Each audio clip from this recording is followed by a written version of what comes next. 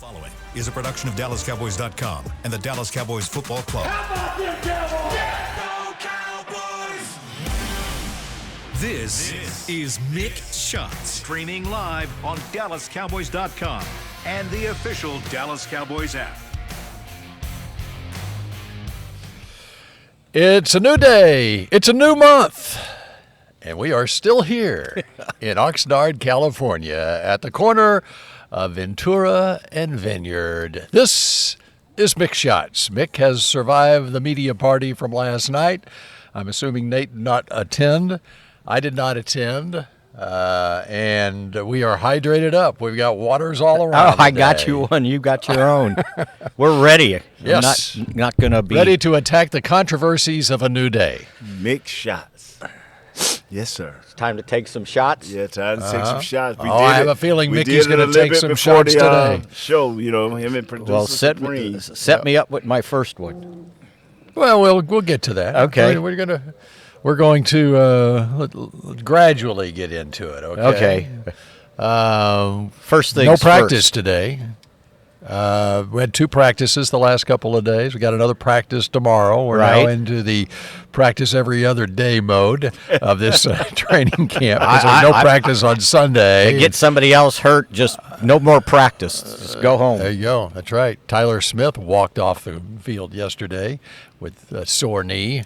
We're apparently going to have a former Cowboy out here on this practice field behind us. No apparently about it. That is going to be doing a little tryout for the team, and that would be Lyle Collins. Maybe we start there because my understanding is Mickey Spagnola, your shrewd reporter here, has already had an interfacing with Lyle Collins here in Oxnard. I ran into him in the parking lot. He was walking along. He saw me. He goes, "Hey!" And so we had a nice little chat. I was told yesterday that that was when they saw him, it was the best shape they'd seen him in quite some time. That's before he worked out out here. Before he worked out. And he works out at 11:30. So if you need 11:30 Pacific time. Film at 7. I don't know that we're allowed to shoot that. But. Anyway, so I run into him, and he big old smile. He looked great. I don't know how tall he is. What do you think? 6'5", maybe somewhere in there. He's a big man. So and I'm surprised you're still alive, Mick. If you ran into him, ran into him, right? Because he's so light right now, right? Right. I bet he wasn't. I bet he's 3'10". He's not Zach Martin light, is he? You saw Zach Martin about 2 months after the season. Oh yeah, he was. Yeah. Well, I saw him at Tyron Smith's. Retirement. Lyle. Yeah. And we talked. I said, "What are you doing?" He goes, "I'm getting in shape." I go, "What do you mean?" He goes, "I still want to play." I said, "Seriously?" He goes, "Yeah." He goes, "This is physically the best I have felt in years." He goes, "Nothing's hurting." So when I saw him, he was in great shape. I mean, I don't know what his aerobic deal is, but from a weight standpoint, not sloppy. He had a shirt on, tucked in, and he looked good. And so I said, "How are you feeling?" He goes, "The best I've felt." And so we talked, and I said, "So did you work out already?" He goes, "No, 11:30. I'm getting ready to go there now and get ready." And I said, "Your knees are working?" Because, and I was joking, but that was his problem. He couldn't bend. And he goes, "I'm good." And he took off running. Wow. Right? So, and I don't know if that means he's going to come out here and work out well, but, yeah. He took off running just to show you he could run, that his knees were No, good? He was excited. He was smiling, and, And maybe he's in a different place mentally now. Maybe. Yeah, and a lot of times you maybe it's a resurgence. I mean, I just believe this, we've heard a lot of great things about the young guys and about competition, but it still comes down to, do you have enough quality bodies to get through a practice? And evidently they figure the way guys are getting banged up that they need to get some more bodies in here. And the more the merrier, as long as it's competitive. 32 years old, Lyle is. In fact, he just turned 32 on July 26th. You know when the last time he played in the league was? 2022. 2022. So it's been 3 years since he He started 15 games for Cincinnati in 2022. And then the next, was it the end of that year or the end of the next year, the Cowboys signed him to the practice squad heading towards right. the playoffs. That's right, in 23. They didn't use him, but And they then he was safety net. Bills practice squad in 24. Okay. So I need to see how. Like how many weeks he lasted exactly. on it. Right. If it was at. He was signed last year. Okay, he was not on the practice squad last year with the Bills. He was signed in April last year. So he was with an NFL team going through their offseason program and was at training camp with the Bills last year. He was released on the final roster cuts in August of last year. Okay. So it's not like he's been sitting on a couch Yeah. for 3 years since he last played in a game. And it was in January of last year when the Cowboys were in the playoffs. He was signed to the Cowboys practice squad. And that was the first time. The previous season in 23, he was with Cincinnati on PUP to start the year and was released on September 12th, so the first week of the season. So 32. How old were you before you? I don't know, Mick. How old were you your last year you played? Do you remember?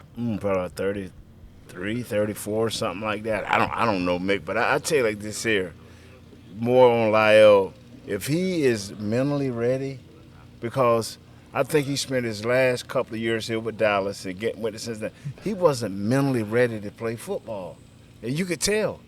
I mean, because he let his body go. He didn't take care. His thing was flexibility in the knees. We never questioned his toughness once he got on the field, going at people, being aggressive. All of that was intact.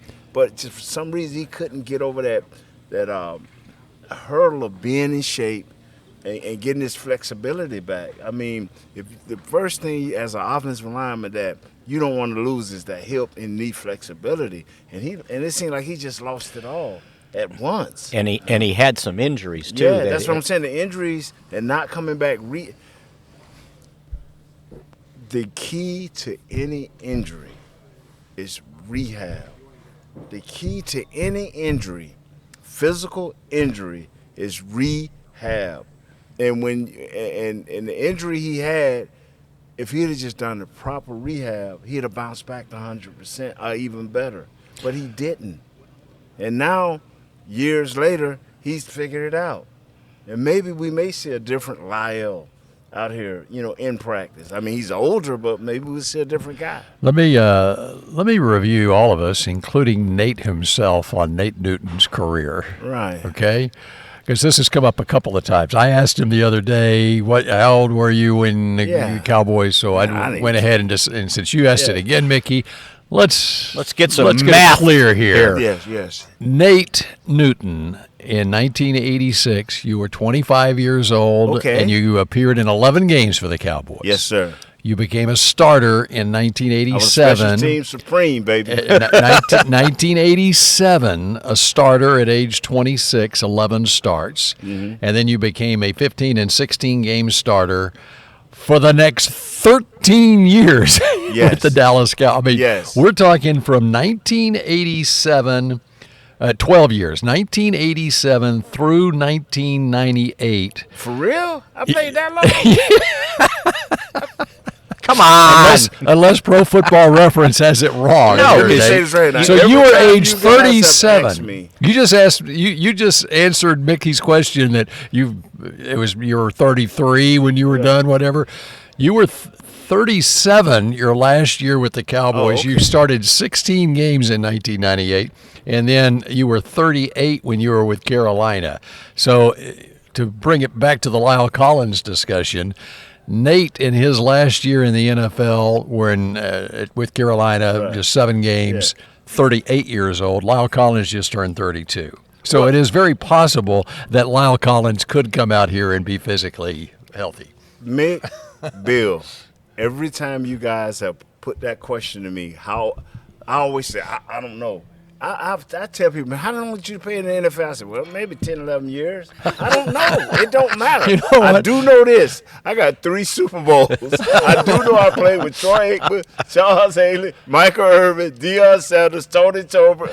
I played with a bunch of great players that should be in the Hall of Fame. You know what? I do know that. You know, this reminds me. This has crossed my mind when you talk with great athletes, you know, who have had double-digit years in professional sports, and you relate it to your own athletic career. Like the greatest moment of my athletic career was probably in a high school JV game when at the end of the game with the varsity crowd in the stands, the game was, we were down 2 and I sunk 2 free throws with no time left on the clock to force overtime. That was like the greatest moment of my athletic career. And then we're sitting here talking about he can't, so I remember that the rest of my life. Okay. And Nate can't even remember that he played until he can't remember the last 5 years of his career. Wow. Hey, man. Carolina. Wow. I played that long? He doesn't remember anything after the Super Bowl win 29 years ago. Wow. Basically. Okay, that was all you remember, the 3 Super Bowl wins. That's all that matters, the 3 Super Bowls. I snuck out of I don't care about the watch 6 Pro Bowls, none of that stuff. I remember It's the 3 sneaking Super out Bowls. watching Michael Jackson do a halftime show. I remember sneaking out doing halftime. That's the greatest moment of your athletic career. So 13 years with the Cowboys? 12? 12 with the no, 13 with the 13. Cowboys, including 1986 when he wasn't a starter and he was a special teams. How many core tackles player. did you have? No, I was kickoff return. I was the captain of the wedge. You were captain of the wedge. You know, I redirected. If the kick went so far this way on the hash, I had to redirect everybody because I had the loudest mouth. Glad we got to the bottom of that. Yep. So Come on, man. Comparatively, Lale Collins is a spring chicken. Yeah, he is. And if he can bend his knees, he can help this team. He can with the competitive nature because he's aggressive. We've never doubted his aggression and his physical prowess. Man, he like to get after people. So without Rob Jones, Terrence Steele's the most experienced, oldest offensive lineman. and that's the other thing with Lyle Collins is he has played guard and tackle in his career, and so that position versatility, if he is healthy and is good to go, whatever, then we'll see. Well, first appearances, it looks good. Now we'll see if you want to list off the offensive line injuries. I don't have the list doing off the top of my head. Off the top of your head, Tyler Smith leaves practice yesterday with a sore knee. He's apparently going to be fine. All right. But Rob Jones, done for 2 to 3 months. 2 to 3 months, that's 2. Tyler Guyton. 4 to 6 weeks with a knee, that's 3. Willetsko. Matt Willetsko. He made and Hakeem Adeniji also. He missed practice with a. There's 5 offensive line injuries. Guyton made an appearance yesterday that only me and Bill saw. I saw. Yep. Oh. Yeah, we were. In fact, he was right here. We were standing up, and all of a sudden, Bill said, "There's Guyton." I looked around, and he was staring right at me, man. I was like, okay. And then when you left, I turned around and he was staring right at me. I said, "You okay, man?" Like, yeah, man. I'm just letting you know I'm gonna be back. I'm like, "Oh, cool, my brother." I'm like, but practice was going on, and so he came out here and he was just stood right behind where I am right now and was looking out at the practice. Man, that's got to be a sick feeling for a player. Yeah. Especially when things were going well, like it was for Tyler before going down with the injury, and then he comes back here and he looks out in the field and he can't be out there. Nate is turning into the Tyler Guyton whisperer. I tell you like this here, he said, "Nate, man, they gave me these crutches, they gave me this, and I'm not." I told him, I said, "No, dude. If they ask you to be on crutches, be on the crutches. If they're asking you, do whatever it takes, because I got 2 knee replacements March of last year on the 19th, and everybody that had successful surgery said one thing: rehab. And I took that to heart, and I rehabbed, and I'm back. And so whatever these doctors asking you to do, whatever these trainers, Jim and Mr. Brown are asking you to do it because they know best for you and they can work. And then you know what I'm saying? It helps you heal quicker. What's the most games you missed in a row? I think one. Mm-hmm. That's it? Yeah, one. Because we were so you talking about competitive. I remember Jimmy made me miss one game. I had a bad knee one year, and we was making a Super Bowl run, and it was at the end of the year, and we had already 1992. Yeah, we had secured home field advantage, and he said, "Man, Nate," he looked me right now. He said, "You're not losing your job." But I got to let Gogan play. He's earned the right to play. Let him play this one game, and next week you will be back in there. I say, "You promise, Coach?" He said, "I promise." Mickey, would you like me to answer the Nate question? Yes. I'm the authority on Nate Okay. Newton's history because I've got Pro Football Reference right in front of me. Nate missed one game in 1988, started 15 games that year. Missed 2 games in 1991, 14 starts that For year. real? One game in 92 you missed that you just talked about. Right. And then 93 through 96, played every game, missed 3 games in 97, and started every game in 98.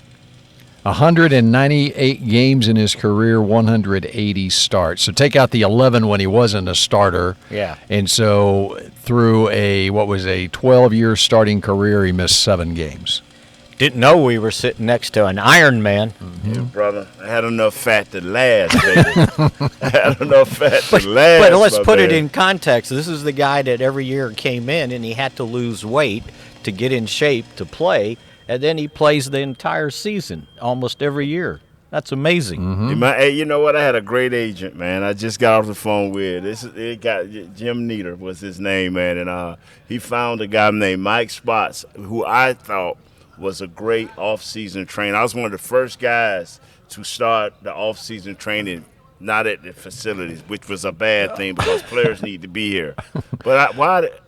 Everybody else has a personal trainer. They call me your guy's a fat farm guy. Why is my guy got to be the fat farm guy? If Michael Parsons gives a special trainer, and all these other guys get Trayvon Diggs too, right? They get personal trainer, but they had a fat farm guy. Okay. It's probably because you called it that. Yeah, probably did. Yeah. All right, we're just getting started on this edition of Mick Shots. You mentioned Micah. You mentioned Trayvon. We'll see if Mickey wants to talk about that when we come back in just a moment. People. Miller Lite, the legendary light beer. The originator, the inventor. If this beer could talk, it'd tell stories about that one time, that night, that one guy, that one gal. Writing a story 50 years long and 50 million friends wide. Because legendary stories start with a light. Here's to 50 years of Miller Time. Celebrate responsibly. 2025 Miller Brewing Company, Milwaukee, Wisconsin. Star Sports Tours is the only official fan travel partner of the Dallas Cowboys, offering exclusive game weekend travel packages with pre-game sideline access and photo ops with current players, cheerleaders, and Cowboy legends. You want to stay at a team hotel, attend the best tailgate party in Texas, tour the Star, and talk X's and O's with me, Everson Walls? With Star Sports Tours, you can. Visit cowboystravel.com to book your travel package today. AT&T has a new guarantee because most things in life are not guaranteed, like getting through self-checkout by yourself. Warning, each item must be placed in the bagging area. Not guaranteed. Place item in the bagging area. Place item in the bagging area. You know what AT&T guarantees? Connectivity you depend on, deals you want, and service you deserve. Or we make it right. Terms and conditions apply. Visit att.com/guarantee for details. AT&T. Connecting changes everything. The National Medal of Honor Museum is now open in Arlington, Texas, just a few blocks from AT&T Stadium. Immersive exhibits and exciting technology allow you to fly a rescue helicopter mission in Vietnam and have conversations with virtual Medal of Honor recipients. Come be inspired by these incredible stories of ordinary Americans who did the extraordinary. Get your tickets at mohmuseum.org. Back to Mick Shots. Cowboys Nation 2025 Dallas Cowboys training camp presented by American Airlines is here, and we can vouch for that. Head to sunny Oxnard, California from July 22nd through August 13th to watch the team practice as they get ready for the season. Admissions free. For more information, visit dallascowboys.com/training camp. And if you are headed here to Oxnard, California, keep in mind there's one practice this weekend. It's tomorrow. Saturday practice. There was a long practice yesterday. It was a 2-hour practice. 2-hour practice. Yep. He got it all in. Mm-hmm. That's because he only had an hour and 45-minute right. practice we when he supposedly got mad and made him run, right? Oh, Mickey says he supposedly got mad and made him run. How many times did Jimmy pull that? None, because we just fought, and then when the fight was over, we started back practicing another 2 hours. There wasn't no limits back there. Remember? Yeah, right. The punishment was more work. There was work. punishment if you ran gassers. It wasn't you immediately ran them, and then you continued practice. Yeah, so it is what it is, man. It wasn't no limits back then. I just thought it was very convenient that it was at the end of practice. At the end of practice, when they and ran. in shells also. Yeah. And so and his mind, and he said yesterday, Schottenheimer did, that normally on something like that he'll run with the team, whatever. And so, but he said he was too mad, and he had to get his thoughts together because he had to talk to the team. But he was probably calculating in his mind also. All right, I just cut 15 minutes off the end of this practice. I can add it to tomorrow's practice in pads, and so that's what they did. Well, Jimmy would act like he was mad, and in the back of his mind, he's going, "Okay, this is what I need. They're physical." Right. I told you my Jimmy story on that. We were at a press conference, regular season, and he was in one of his moods. He was as mad as could be because they hadn't played well. And this was a big Tuesday press conference where you're in the team meeting room, and John Radigan was sitting next to me, and Jimmy was in one of his moods. Radigan leans over and said something to me. I start laughing, and Jimmy sees me. It says, "Bill, you got a question? You got a question, Bill?" I said, No, I'm good. And then 30 minutes later, I'm leaving. And of course, back then we would park in the players' parking lot, whatever. Jimmy is going on his jog, his noon jog. Right. He yells across the parking lot at me and says, "Hey, Bill, you got a question?" You got a question? It was all show because. Yeah. Well, you remember the Tuesday press conference that he walked out on. He got one question, got mad, and walked off, and everybody's that like, was Ed Werder. Oh. That was Ed Werder. That was the one in the media library, little media library, and so he's no. This was not in the media library. Well, the one that I'm thinking of was the Ed Werder one. Something funny, something funny, Ed. Something humorous. This was the one at the podium in the team meeting room, and he walked off stomping, right? Mm-hmm. And what he was getting ready to tell these guys is, when you came in on Wednesday, Jimmy's on the warpath. That's right. He had it all planned out. Right. I found it's all scripted. It was all scripted. Mm-hmm. So, yep. Got to be careful about those things. But that's good. That is good. And that's what I thought when Schottenheimer did that the other day. I said, he's got a little Jimmy in him here. That's right. Looks like, yeah. Although yesterday had a little Tom in him. He gave the answer that Tom would give to a question when he didn't want to answer it. He would say, "No, not really." And Schottenheimer did a "no, not really" yesterday. Not to the whole question, in the middle of the answer, right? Because I remember when I first got here, and I got up enough nerve in the press conference to ask Tom a question, and I had it all thought out, and I thought it was a great question, write my whole story about it, and I asked it, and he goes, "No, not really." That was it? And that was it. I got nothing else. No, not really. You stayed up all night. Yes. He just crushed me. All right. Okay. So was there anything to report from the media party last night? Yeah. Jerry and Stephen and Jerry Jr. got up the minute they heard that Micah Parsons was demanding a trade and headed out of the party. They left. Wow, this is some breaking Yeah. news, Mickey.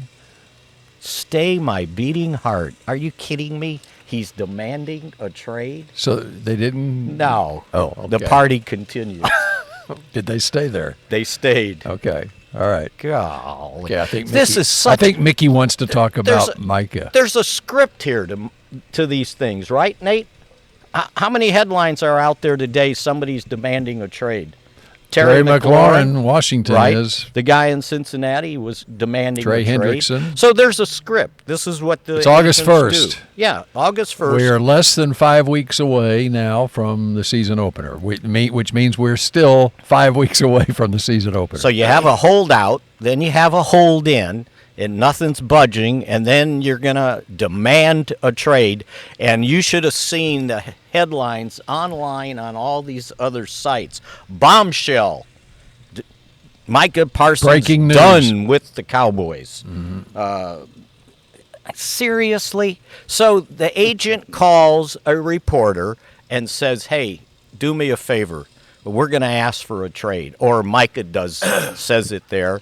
And that's just the script to follow. Like they're going to come running out of their offices today to his apartment and say, okay, Micah, please sit down. Let's talk about this. We don't want to trade you. They can keep his rights for 3 years, right? He's under contract this year. If he doesn't play, he's under contract, the same contract next year. And if he plays, okay, fine, and then you franchise him. And then you franchise him again. So demanding a trade. Who's going to give up 2 first-round picks? Who has 2 first-round picks next year? That's to give right, up? because I want both of them next year, and then pay him what they're demanding in money. It's like, seriously. Hey, so Cleveland has 2 firsts. Producer Supreme says Cleveland has 2 first-round Okay. picks, so you got one team you can deal with. Well, that's what I'm starting at, 2 Okay. first-round picks, All right. right? Yes, Nate. So is there anything else we can talk about? Not Michael Parsons. I'm with you. We've, for the last 3 years, haven't we not been through this? See, here's the other thing that happens with this is there's one reporter, and it can be a very credible reporter, whatever. They report whatever is obvious to everybody that it's posh, whatever, but they report it as speculation that this could happen, whatever, and then everybody else picks up on it. And so now it just blows up when it was actually just essentially the opinion of sources that a reporter talked to. Yes. Okay? It's Not the opinion, hey, can you do me a favor? You know, Well, that too. We're considering asking for a trade. the other team with 2 first-round draft picks would be the Los Angeles Rams. They don't need no more. Oh, geez, they don't need no more. they got a squad already. They get Micah, Lord, Jesus. This thing will be ugly, man.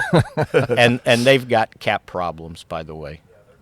Yeah. The thing that you drafted Michael Parsons, you nurtured him. We as media built him up. So now, this is what it is. Whenever it gets signed, it'll get signed. I mean, I don't want to put a damper on it. I know that we, our fans love being talked about, you know, their team being talked about. So y'all discuss it, but when Micah sign, he'll sign. I'm And if with he you. don't sign, he'll get $24 million. Exactly. So this is how wildfires start. They start with a brush fire. Diana Rossini, whatever She's with site, the Athletic. I wasn't going to even give him that credit. Wow. She writes, he's considering asking for a trade. Considering. Now, the first thing I heard was demanding a trade, right? And it was all off a GIF he put on, I don't know, was it TikTok or whatever, and it was him and Trayvon Diggs, and it was something about last thing or something like that. Like he was ready to leave. Final ride, yeah. It's just we need to. The world we live in. As media, he's considering asking for a trade. Well, he don't have to consider it because you already put it out there. So, I mean, and Mr. Jones loves it. He loves it. It's the New York Yankees deal. All media, bad or good, I mean, I'm on your mind. So he loves it. That's the last thing Tex Schramm taught Jerry Jones. It was like, good or bad, you're in the picture all the time. All the time. New York Yankees. That's that. Okay, are you done? Yeah, I am. Okay, that was your Mick shot for today. That's probably too much time we spent on it in the first place. Okay, got some more up your sleeve, I hope, because we got another 15 minutes to go here. Let's give some training camp observations when we come back here on Mick Shots in just a moment. Football.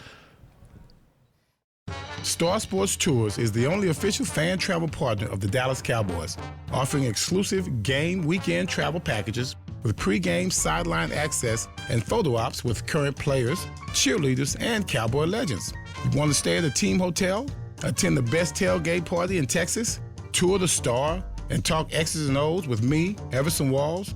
With Star Sports Tours, you can. Visit cowboystravel.com to book your travel package today. The National Medal of Honor Museum is now open in Arlington, Texas, just a few blocks from AT&T Stadium. Immersive exhibits and exciting technology allow you to fly a rescue helicopter mission in Vietnam and have conversations with virtual Medal of Honor recipients. Come be inspired by these incredible stories of ordinary Americans who did the extraordinary. Get your tickets at mohmuseum.org. AT&T has a new guarantee because most things in life are not guaranteed, like getting through self-checkout by yourself. Warning, each item must be placed in the bagging area. Not guaranteed. Place item in the bagging area. Place item in the bagging area. You know what AT&T guarantees? Connectivity you depend on, deals you want, and service you deserve. Or we make it right. Terms and conditions apply. Visit att.com/guarantee for details. AT&T. Connecting changes everything. Miller Lite, the legendary light beer. The originator, the inventor. If this beer could talk, it'd tell stories about that one time, that night, that one guy, that one gal, writing a story 50 years long and 50 million friends wide, because legendary stories start with a light. Here's to 50 years of Miller Time. Celebrate responsibly. 2025 Miller Brewing Company, Milwaukee, Wisconsin. Back to Mick Shots.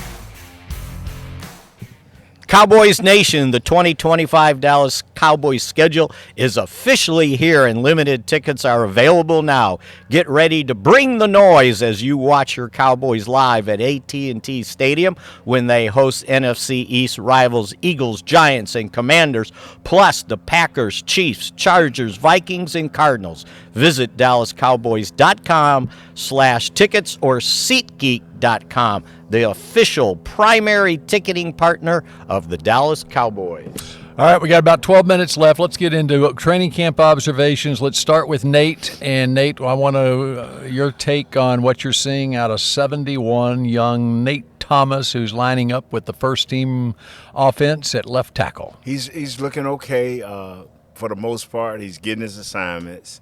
What I worry about is when somebody does make a play on him versus the pass, because that is the big thing, versus the pass. He have a tendency sometime to lean into a guy instead of put his arms out there. And once you lean on any seasoned veteran or any guy that knows how to pass, once you lean, no matter where you at in the pass rush, they're going to grab a shoulder and do a quick dip on you. So he's got to learn to stay back. He's strong enough. Can't nobody, you ain't finna run over him. That ain't happening. So you're strong enough. Make sure your aiming point on your drops are good for his pass rush. Put that big left hand out there and make him run around it. You know what? Yeah. I saw that twice. Yeah. He was leaning into guy, even to the inside. Yes, sir. He was like he was trying to push him into the guard. Yeah, he don't have to do that. He is all man, and his strength and his quickness is good. What you call it working him? Sam Williams is working him now. Number 54. Out of all the defensive players, he is flashing at me the most. And wow, he flashing. Sam, number 54, Sam Williams, he is flashing. But he's giving him, when he's getting beat, it's by Sam. And that's just quick move. But other than that, he's on top of it. He's been physical. Everybody else is not having a lot of success against him. He's doing a good job. So far, so good. Number 69 on the other side. Johnny Cornelius. He's doing okay as a second teamer. Austin Richards doing good as second team left tackle. So yesterday they put T.J. Bass in there for to replace our All-Pro left guard. So, and they moved Brock Hoffman over to left guard a little bit too. Yeah. So the thing now, and so even though the competition is great, you still need bodies, and this is where I'm hoping that Lyle can come in and give them some type of punch. Just because it's physical, and I like what Coach is saying. Coach said, I'm not backing up. My practice standards is my practice standards. Get tougher, get meaner. If you get bumped, miss a day, come back the next day. So I'm liking what I'm seeing. I mean, better bodies now than bodies later. Well, and the one thing is, though, if you're hurt, you got to say something. Yes. Rob Jones did not say anything. Yeah. He finished he the practice. Didn't know. No, he knew. But the thing is, you can have a neck pain, and you think you're working through it. Right. But then when you settle down, and you say, "Oh my God," when you're in practice and you're got adrenaline going. Last year, he'd have probably said something within 2 periods because you have that space where you're just down. This guy don't give you a chance to think. Mm-hmm. You're on the move and you're practicing. I remember a lot of times I would come out after practice and I would tell Jim, Jim, my ankle hurt. And then I look on film where somebody done roll me up. But at the time, my adrenaline be so high. So you practicing and you going.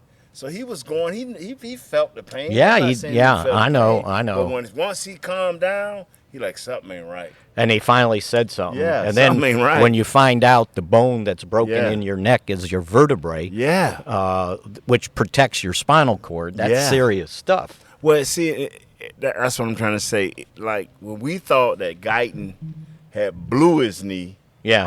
There's certain things that we as media and as human beings, we panic. Oh, he's blown his knee. And then I'm saying, oh, okay, it's just a break. Well, ain't a break bad enough? You know what I'm saying? Oh, man, he broke a bone in his neck. Oh, hey, ain't that's terrible, too? I mean, he didn't break his neck, per se, but he broke a bone in it. Right. So it's just depending on how you're looking at it. You know what I'm saying? That's like when somebody breaks a bone in their foot, Yeah. and they say they got a broken foot. No, your foot's not broken. The bone's broken. Yeah. Wow. So anyway, but yeah, they. As a matter of fact, the first time I think he walked around with a neck brace on, he had a hoodie like he didn't want to show that he had a brace on. Yesterday he walked past us when we were taping, and he actually had a smile on his face, but he was upset that he got hurt, and I could understand that because he believes. And this is what I'm praying for Coach Schottenheimer. I really am. He has guys believing that if you're the best guy leaving out of this camp, that you're the best guy leaving this training camp and going through preseason, that you actually have a chance to win a job or have a lot of playing time. You got guys believing that. You see how they out here running the backs. You don't know who the starter's going to be. These backs are running hard. You see Bell, like Marquise Bell came down and filled the gap. He hit a guy. He, boom, knocked him to the ground. 3 plays later, Sam Williams come through. Boom, knocks the guy to the ground. If they'd have did that last year, they'd have stopped practice. Hey, man, hold on. What we doing? It ain't stopping, bro. This thing is banging, man. Mick is banging like you ran into Lyle and survived. Malik Hooker thought this was tackle practice the other day. Yeah. He was putting guys on the ground. Yeah. Now, I don't know if this was a new thing or not, but I noticed the guys rehabbing yesterday were in their jerseys and had their helmets. Yeah. Including Trayvon Diggs, who was not out there with street clothes. Well, not street clothes, but whatever. Whatever it's Trayvon. So that was the first time I've seen him with his jersey on. He had a helmet, and he had his football cleats on. So maybe he didn't come I was barefooted? thinking maybe he getting closer. Oh, afterwards he walked off barefoot. Okay. Yes, yeah, absolutely. Trayvon, I was we love thinking you, maybe baby. he's getting closer, but then I recognized that all the other guys had their jerseys on too. Yeah. So to me, from what I've been told, it's almost not his knee they're worried about. They're worried about his conditioning. That is what hurt him last year. And talking to the trainers, they wanted him to be in better shape before they released him back to the field. But he just negotiated, kept talking to the coaches, kept talking to management, and negotiated his way back on that field. And they wanted to get him in better shape. And he wasn't. And we see the residuals to that. Now they're asking him the same thing. Let us get you in shape so you can be the player that we once saw. Now, is he smart enough to protect himself from himself, or is he going to be, well, I'm good? You know, don't have that attitude.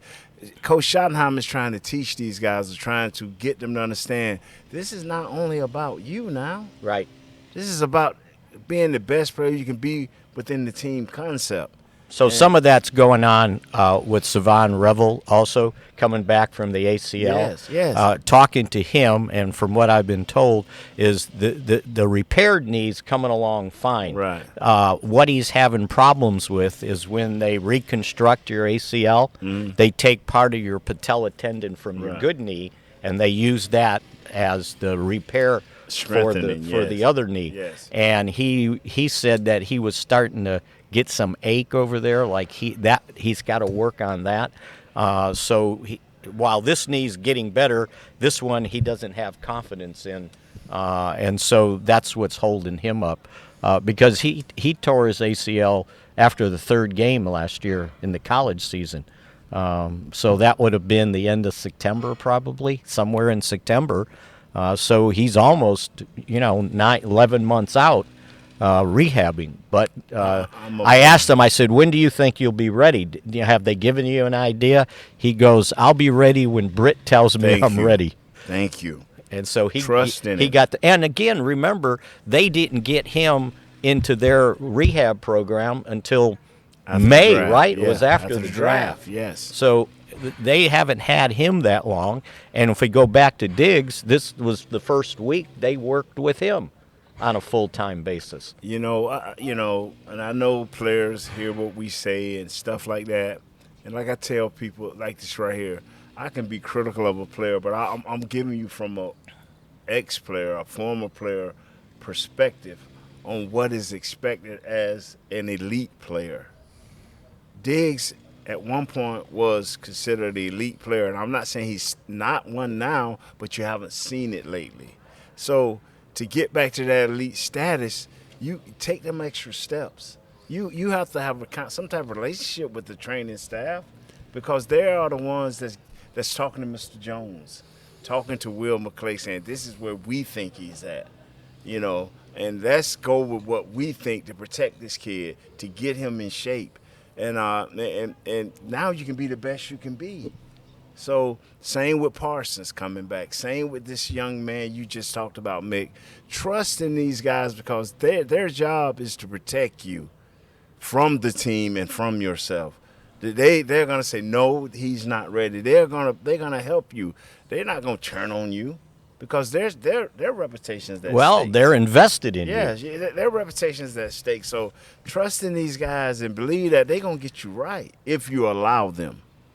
Come out here with enthusiasm to work out, to rehab, and to get yourself back on the field of play so you can show people that you're worthy of what you're asking.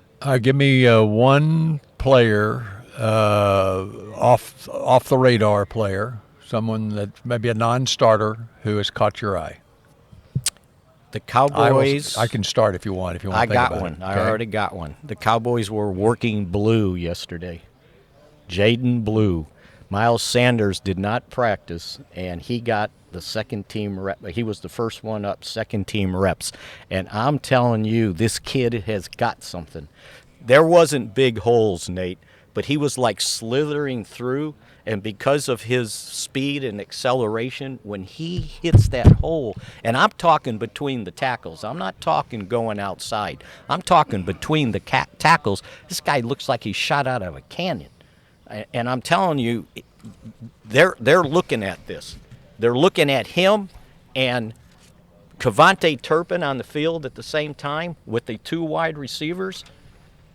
Somebody's going to get covered with a linebacker, and it's no match. So they're throwing the ball downfield to Kevontae Turpin. I like that. You know, it's interesting as I posed this question.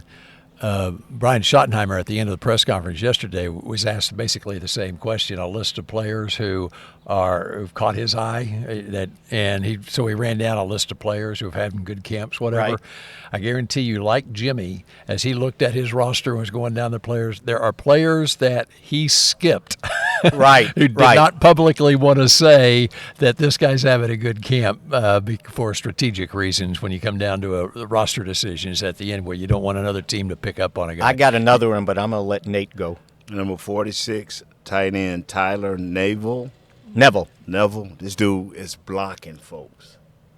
If you looking for a blocker, this dude was jacking folks up, linebackers, outside linebackers, inside linebackers, defensive ends. This kid blocks with a vengeance. You know what? He's from smart Virginia. Too. He finished up. He finished up his collegiate career at Virginia. Yeah. You know where he started it and graduated from? Where? Harvard. Wow. Well, I tell you what, he's smart enough to knock folks out. He got that down. He got a 3.5 average of knocking folks out. Well, if I remember this correctly, the guarantee they gave him on his rookie free agent contract basically assures him of at least being on the practice squad. And with Spain Ford out with the MCL, I think it was, his knee, giving this kid some reps now, him and John Stevens. Go ahead. The wide receiver that is... I know where you're going. Go. Number 7? Yes. Trayshawn Holden. Oh, my God. He's had 2 days of catches that are highlights of training He looks the camp. part. I mean, he's got an NFL body, and he's made those catches that you're talking about. I want to watch him closer, but he's going to shine in these if the passes are accurate. Yeah, that's a good point. He's going to shine in these preseason games. He started his career at Alabama and then transferred to Oregon. So he was a top recruit coming out of high school, and he was with Junior Adams, the receivers coach at Oregon. But that guy, and I don't know what his makeup is as far as his special teams, being able to cover kicks. That's going to be a key on whether he can make this final roster or not, but he looks the part. And the Tolberts, because the Tolberts, they can't catch a pass between them. Either one of them, the Tolberts. The Tolberts. Yeah. Jalen or the other one. Wow. No, the Jalens. The Jalens. Jalens, whatever they are. They are. Tony Tolbert can't either. Oh, Tony Tolbert can catch, all right. Okay. Quarterbacks and running backs. He ain't never dropped one of them. Yeah, that's right. Well, all I know is Jalen Brooks and Flanoy, you're on notice because this Holden guy looks like he's got big time something. notice, man. Yeah. Then there's 3 Jalens. Yeah. Jalen Tolbert, Jalen Brooks, Jalen Cropper. And every one of y'all are on notice because this kid Holden is coming. And tight end Jason Ferguson every day is taking all of y'all passes. Yes. And number 9. So, yes, you're on notice. Like Mickey has a hard for this kid. Parsons, I got it for what are they all? The Tolberts or the Jalens? The Jalens. Yeah, the Jalens. Get your game together. All right, that does it for Mick Shots. We'll shout at you again on Tuesday, and Nate will be on a variety of shows the rest of the way in training camp. Go Cowboys. This has been a production of DallasCowboys.com and the Dallas Cowboys Football Club. How about this?